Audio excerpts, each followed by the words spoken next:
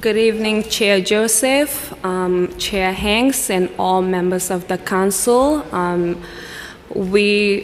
My name is Ajifanta Marena. I'm the Advocacy Program Manager at Muslim Community Network, and we're here today as an interfaith coalition, including students and youth, to testify in support of Resolution 476, New York City, to ask the Department of Education to include a religious diversity education curriculum that would make sure that anti-religious hate crimes are immediately disclosed to parents, included in the annual public school reports, as well as training is given to educators and staff in these areas, and then that students have a curriculum that teaches them about religious traditions across the board. This resolution came about from a survey we did from that hate crime report, surveying community members on their experiences with hate crimes. For the Muslim community in particular, we found very alarming numbers. So anti-Muslim hate, Islamophobia has been on the rise since following 9/11, but when we did this survey between 2020 and 2021, we found that 76% of Muslims in New York City witnessed a hate crime. Over 40% experienced a hate crime. And out of that, we found a very alarming thing that youth ages 10 to 18 were 43.5% victims of those anti-Muslim hate crimes. 47% of community members made a recommendation that they wanted to see more diversity, specifically religious diversity education in New York City public schools, because they were concerned about the bullying that the children were facing in schools. Just to share a little bit of what that looks like from student perspectives, which we have Yara here who will speak, but some of the narratives that we've got, a 12-year-old female student expressed that a person at school, this person called me a freak for wearing a hijab. We have a 16-year-old student who said, my friend was on the art train in Brooklyn when a man yelled at her and stated that Muslims are all terrorists and threatened to pull out a gun. We have someone else who experienced physical assault and said, when I was in the elevator and they spit on my Islamic wear and headscarf. We believe that these incidents, especially happening in public schools in 2020, the FBI found that over 41% of hate crime incidents that are happening in public schools are anti-hate crime, anti-religious hate crimes. So it's really important to zero in on this specific issue and address it by providing religious diversity education. I will let the panel share more information on the other aspects of why this resolution is important and timely at this moment. Thank you. Thank you so much for your testimony. Yara Takat.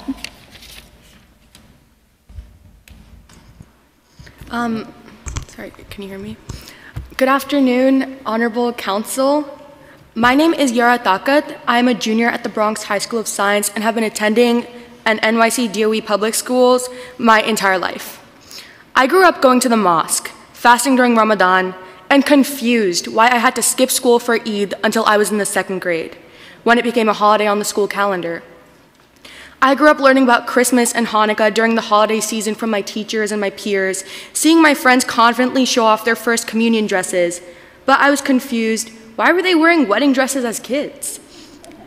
I grew up fortunate, though, that my parents would explain to me what these events and holidays meant for the people celebrating and why they celebrated them impartially when I asked.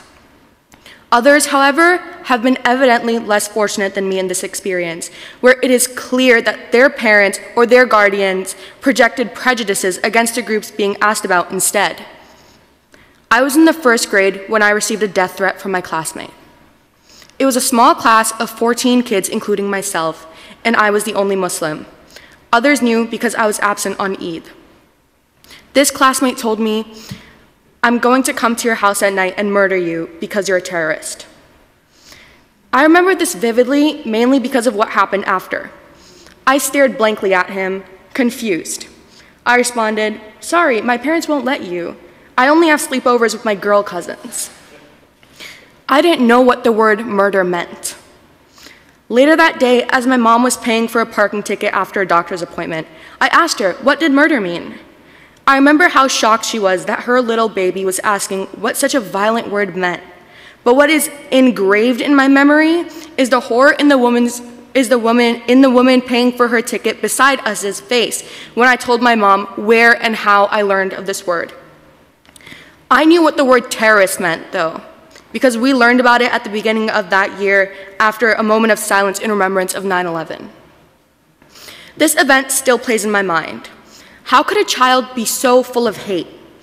My questions were answered a few years later by that same very kid. I was in the 4th grade when the 2016 presidential elections were taking place. There was already an increasing presence of Islamophobia in the media, but I didn't expect it to be so prevalent in my own school. I was waiting outside of my math class when he threatened that his cop father would deport my family, quote, back to Afghanistan because, quote, we caused 9/11.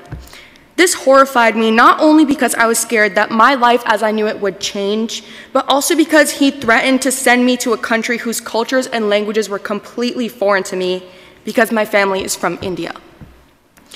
My Muslim math teacher was within an earshot and dragged him to the dean's office, to where I was called the next day for him to read me an apology letter where he said he wouldn't bully anyone for the rest of the school year. There was no additional action taken. I had exposure to the beauty of my faith because I practice it. But this boy's only exposure to Islam was when teachers would teach us about what happened on 9/11 and what his parents were telling him my people were doing.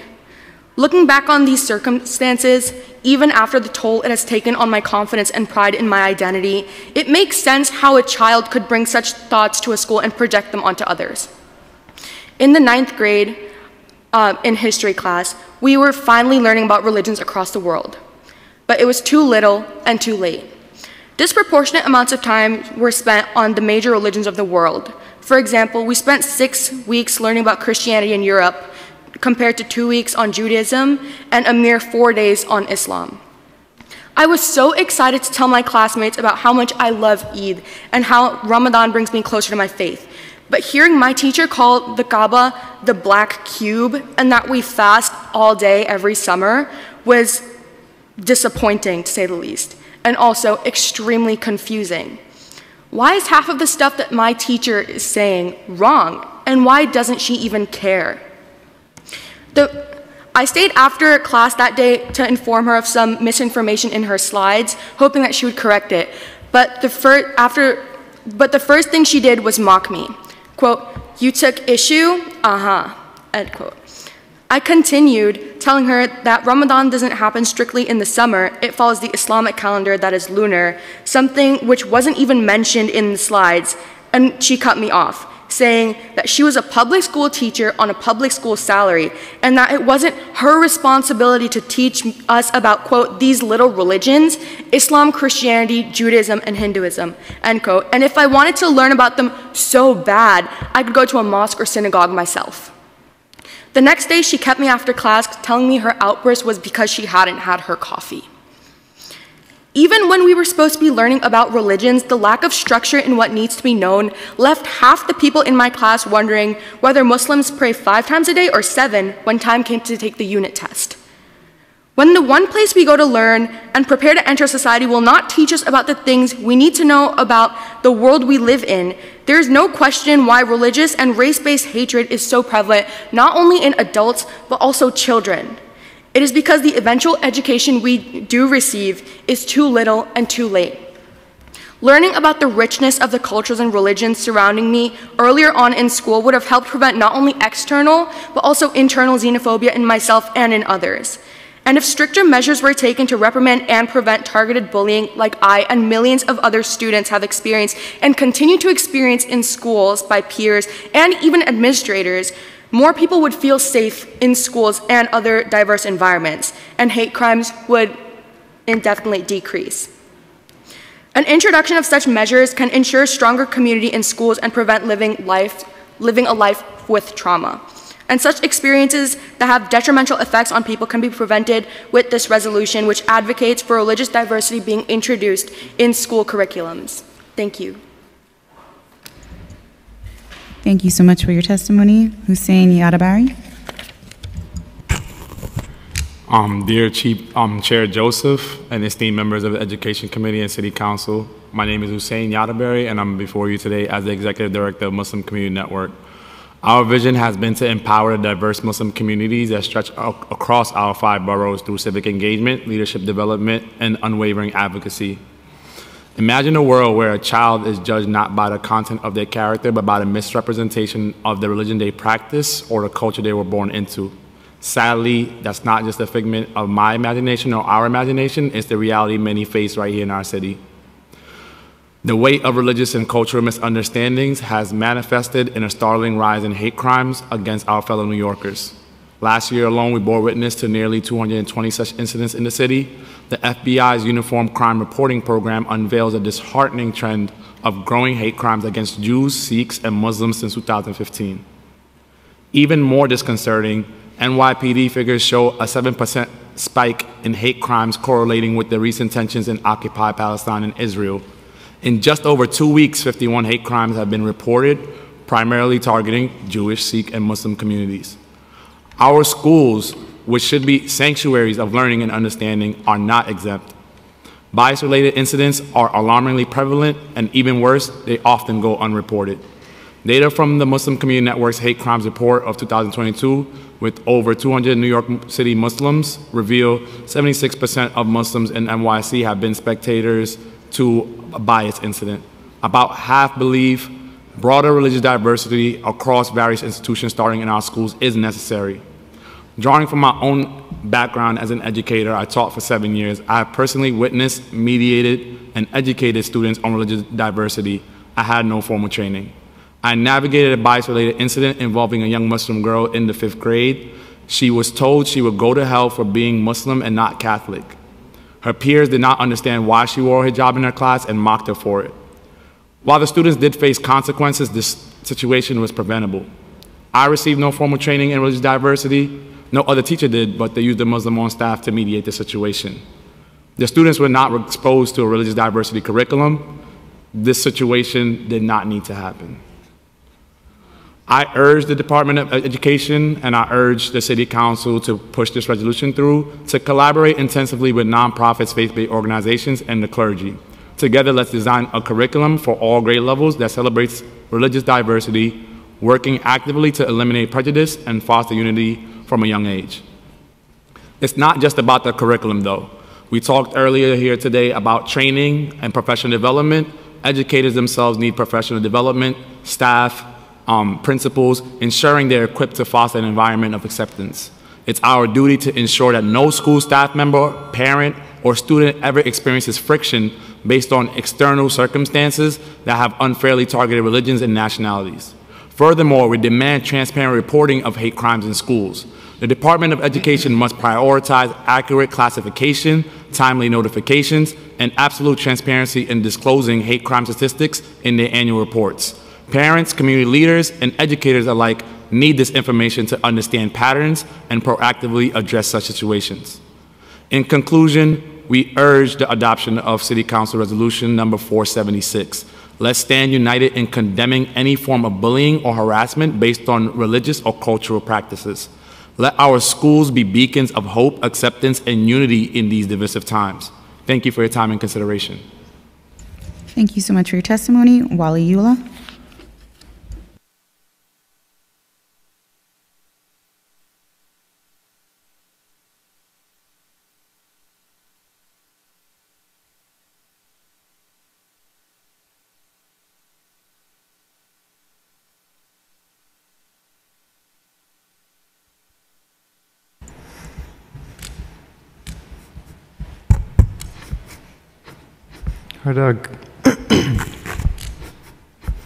Good afternoon, Chair Joseph, and all members of the New York City Council Education Committee. My name is Waliullah, and I'm the Community Education Coordinator at the Muslim Community Network, a nonpartisan and interfaith civil society organization aimed at empowering Muslims across all 5 boroughs.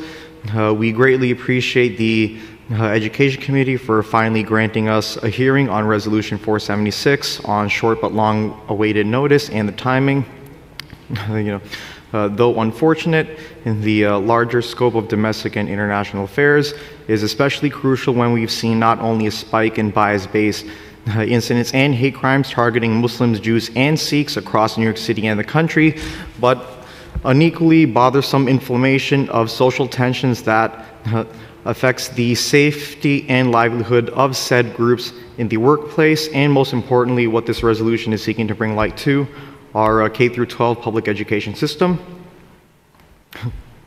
Currently, more than 800,000 Muslims live in New York City. Not even accounting for demographic shifts after the 2020 census, or ongoing migrant crisis, given that many migrants and their families also happen to be coming from majority Muslim countries and regions. Even before the events of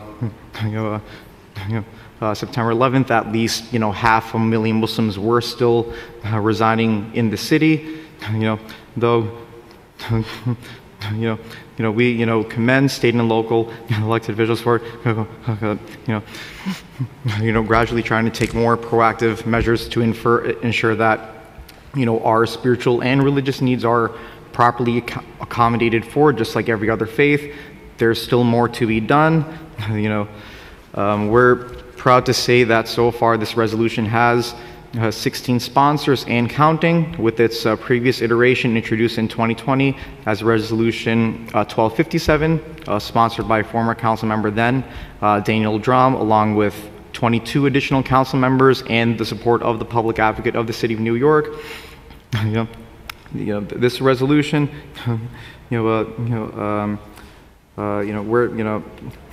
not really, we're not expecting educators or DOE staff to be experts or scholars or have the theocratic knowledge on par with faith or clergy leaders, but simply to provide continue providing the space to either those educators, staff, or nonprofit community civil society organizations with the lived experience and necessary credible theological expertise around any faith background to function as something akin to public educational chaplains, for lack of any other phrasing right now, and be competently and impartially trained to de-escalate and effectively address any incident if a certain bullying or harassment tactic might involve direct or passive religious discrimination.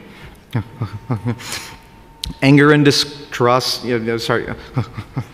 anger and disgust rooted in fear and misunderstanding, it's not really a unique experience for any singular religious group. That having been said, we reaffirm our commitment to the goals of this resolution, not just as Muslim New Yorkers, but also Muslims, such as myself and my siblings, who attended New York City public schools during the years following waves of Islamophobia unleashed after September 11th and the 2016 election season. 22 years is frankly 2 decades too long to have to continue advocating, if not plead, to our fellow New Yorkers and our government to not only treat us as proper American equals, but to be more proactive against repeating, encouraging, or snowballing via public or media channels the same divisive rhetoric that already otherized 500,000 New Yorkers after 9/11.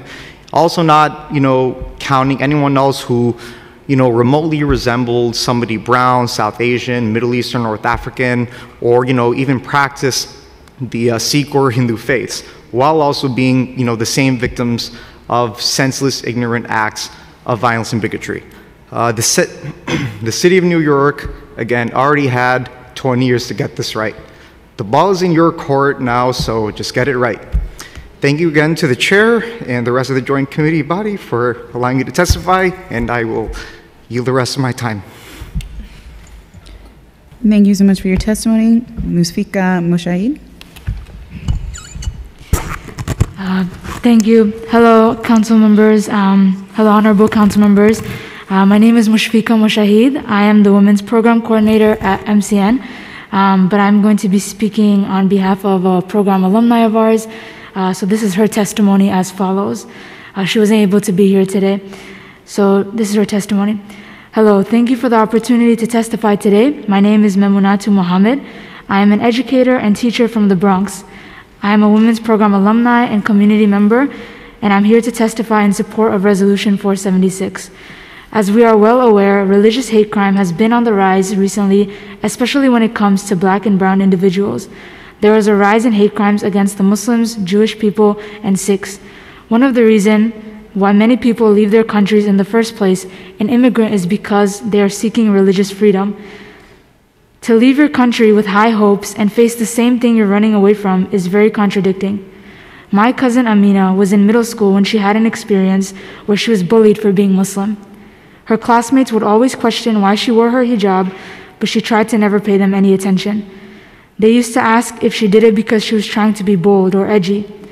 One day, they decided to take the initiative to rip her hijab off of her head. That experience was very traumatizing for a young girl. She was only 14 years old. She decided then to stop wearing her hijab because she was worried for her safety.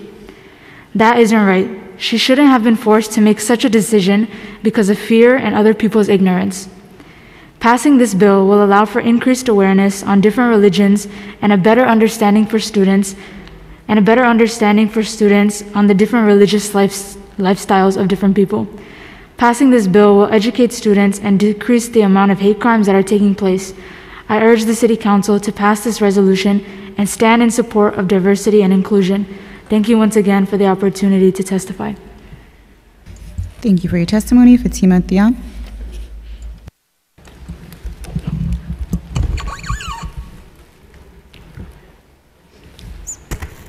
All right. Hello, honorable council members, Chair Council, Woman Rita Joseph, and members of the Education Committee. My name is Fatima Cham. I'm the Youth Program Coordinator at MCN, Muslim Community Network, and I'll be reading the testimony of one of our alumni in our women program, Fatima Omar Foley.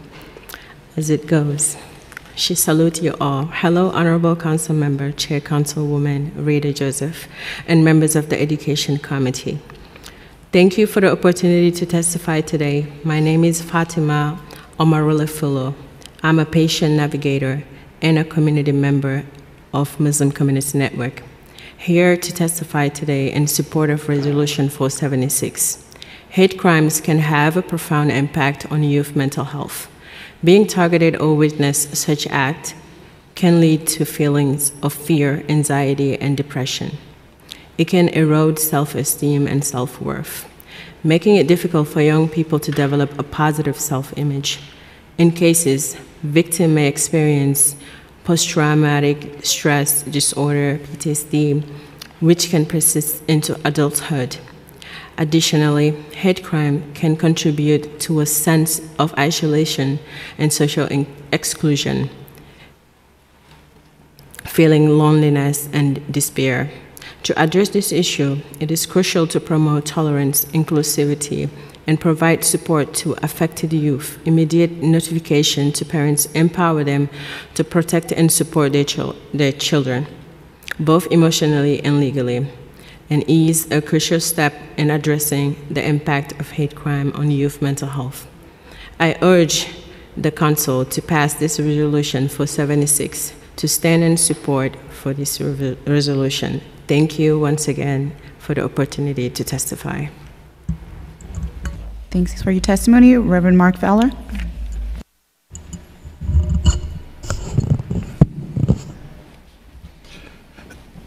Good evening. My name is Reverend Mark Fowler, and I'm the CEO of the Tannenbaum Center for Interreligious Understanding. Very proud to be here with all of you and stand in support of the passage of Resolution 476. We know as a community that educating students about religious differences create societies that are safer from the intolerance and the hatred and the bullying that stems from that ignorance. And in real time, we're seeing such acts play out today in anti-Jewish, anti-Muslim, anti-Sikh hate crimes in response to the war between Israel and Hamas.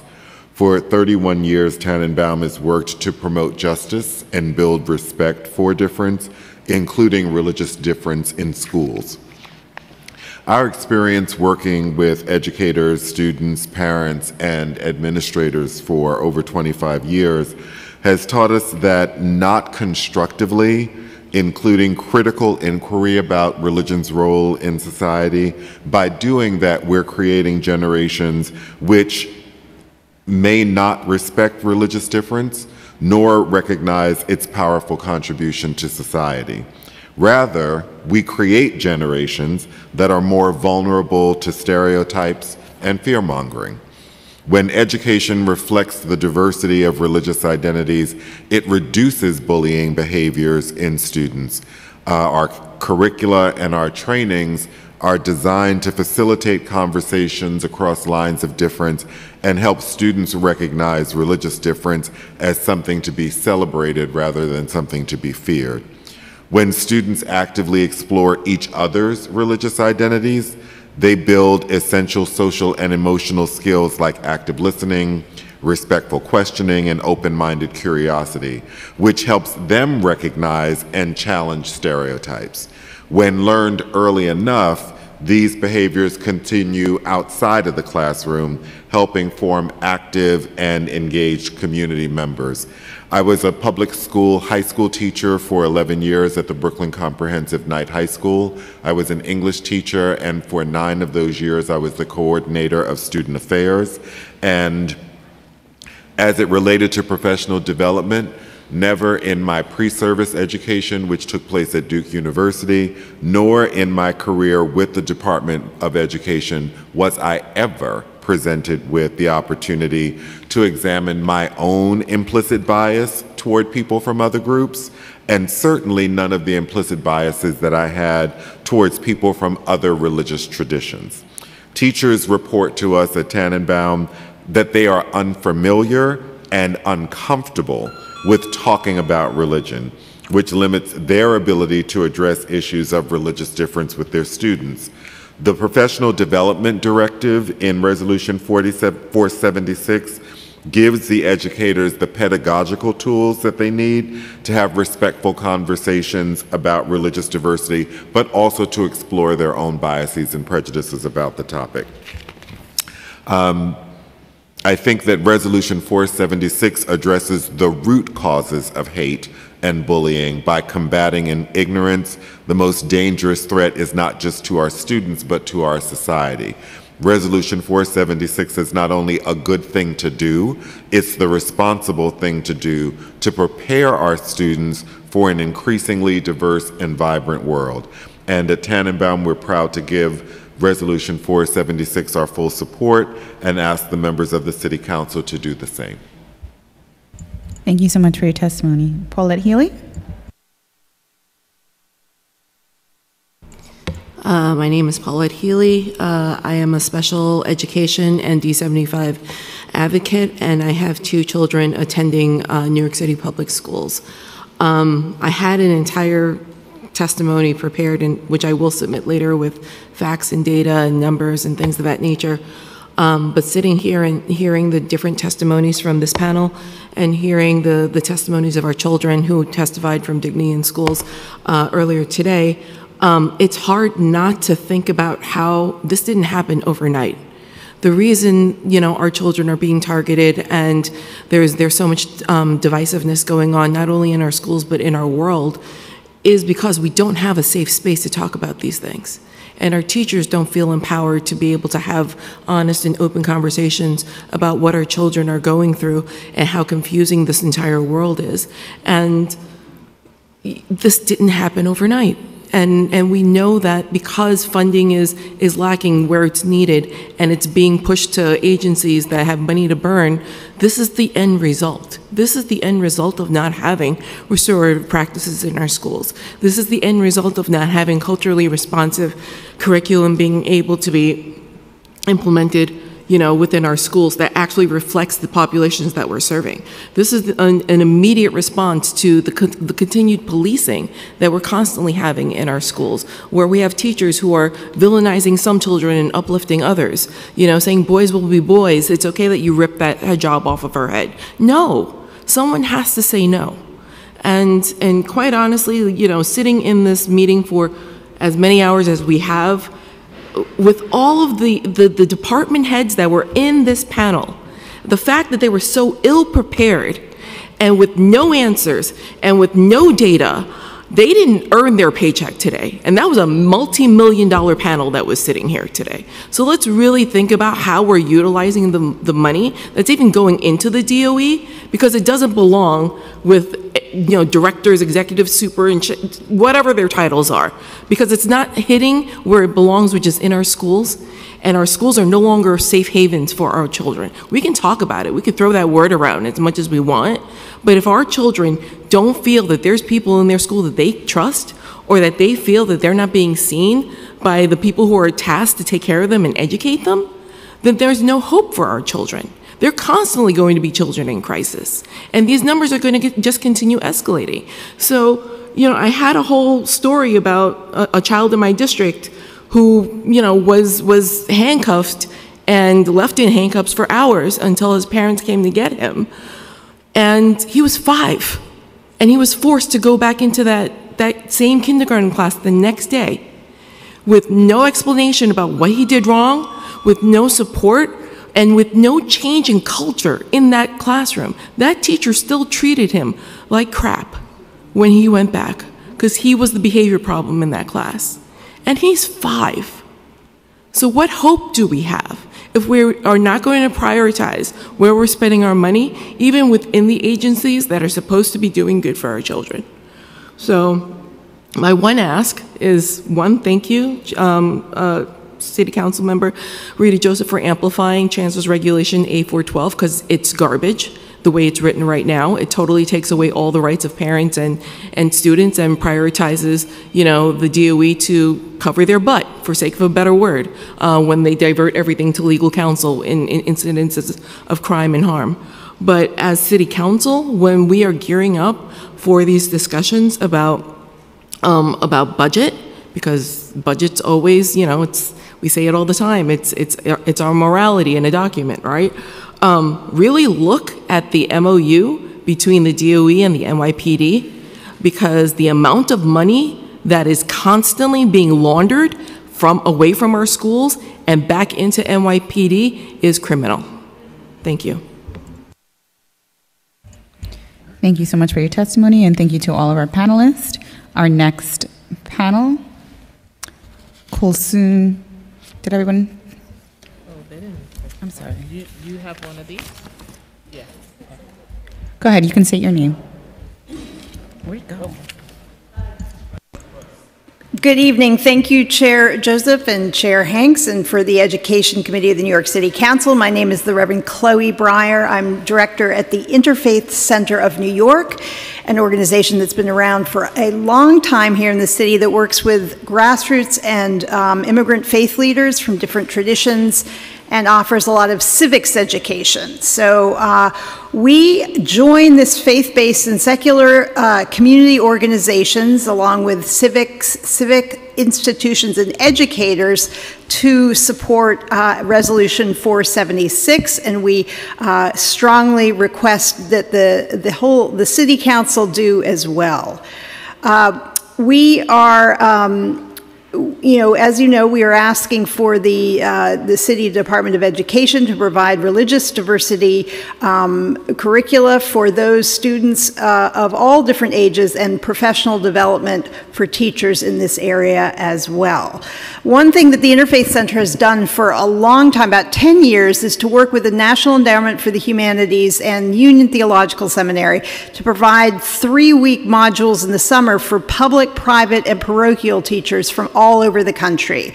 And together we have worked on religious literacy and also taught a lot about the First Amendment and how it is that as a public school teacher, you can educate about religious diversity without running afoul of the First Amendment. And so that's a really important component as well, and something that we've had good success with. And I just want to hold up 2 reasons for the support. One, which the support of this resolution. The first of which my colleagues have mentioned, which is just the human cost of religious illiteracy, which we've seen too much of in the rise of hate crimes of late. And the second reason I want to add, however, that hasn't been mentioned so much today, has to do with the way that religious diversity education, when it's done in this way, is really a road into civics education. Because the minute you have to put yourself in the position of a classmate or a teacher who's religiously other than you, you are exercising a civic muscle, if you will. You're putting yourself in the space and through your imagination in the shoes of someone else, which as Americans we have to do, and particularly as New Yorkers, if we wish to create and hold fast to this vibrant kind of civic fabric that we're part of. So that is it for my comments today. Thank you so much. Thank you for your testimony. Our last panel will be Hiba Khalil, Kulsum Tapal, and Harwinder Singh. No problem.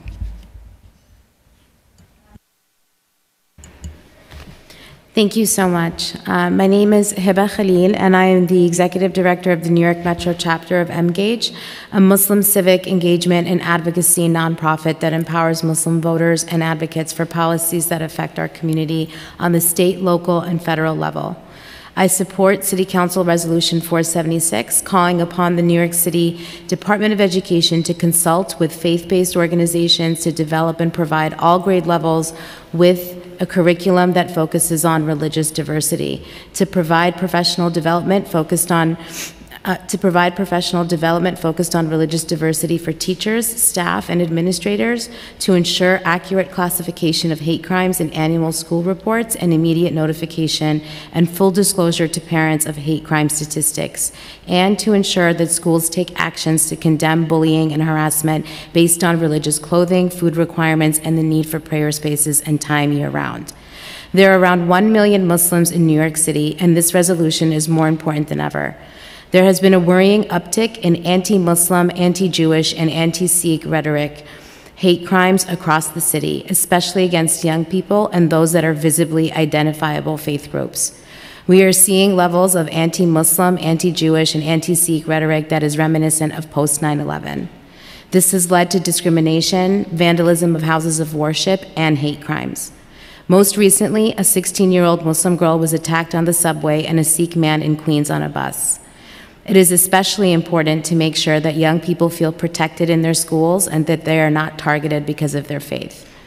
Religious-based bullying and harassment is often due to misunderstanding or negative perceptions about how others express their faith. Religious diversity in education can help address hate crimes and create healthy school environments for students, educators, and staff. Researchers and advocates contend that lessons in schools that address religious biases and inaccuracies can help decrease religious-based bullying. Curriculums in Chicago and Michigan have been developed, and in New York City, the Center for Asian Children and Families is advocating for an inclusive curriculum to prevent misunderstandings about the AAPI community. Educating students not only reduces hate crimes, but can also promote civic leadership and tolerance among youth. It is imperative that New York City be an example and pave the way for school curriculum inclusivity of prominent religions and all others. There is a dire need to address hate crimes and to create policies and laws that address religious intolerance and anti-religious bigotry. There's also a dire need to improve and enhance access to resources to educators and staff. Teachers often do not have the resources to teach about world religions and how to dispel biases and hatreds. New York is a city that prides itself on its diversity. According to the Public Religion Research Institute, New York City has the largest number of Jewish and Muslim residents of any municipality in the U.S. Because of this, we should take a leading role in encouraging a robust line of policies that support religious diversities and address harmful rhetoric against different faith groups through education. We ask that you pass Resolution 476 to protect youth in New York City, enhance their understanding of other groups, and work with educators and staff by connecting them to resources that can elevate their understanding of others. Thank you. Thank you so much for your testimony, and thank you to all of our panelists.